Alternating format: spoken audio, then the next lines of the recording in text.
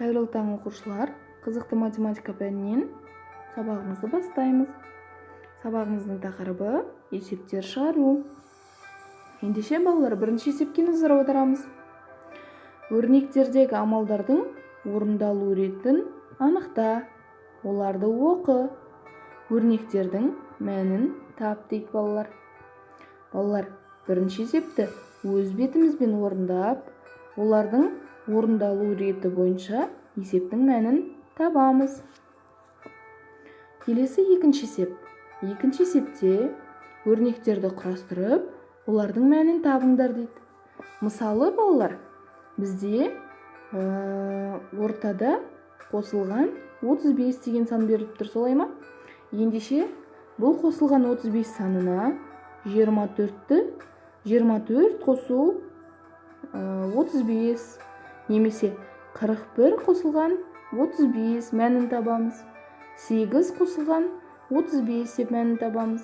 Одан кейін азайтууга берилген өрнектерди көрүп турмуз ба? Бул жерде азайтуу 5 берилген экен.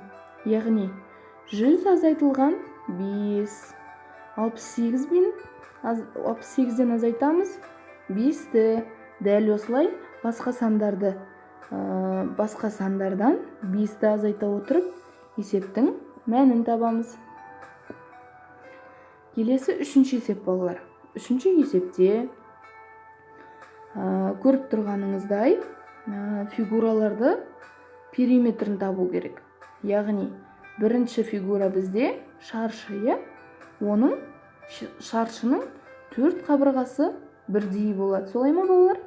Ендеше фигуралардын периметрин табайык. Келесі екінші бизде тик 4 буруш.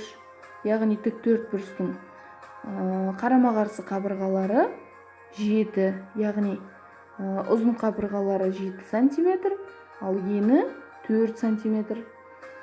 Енді буларды есептеп периметрин табамыз.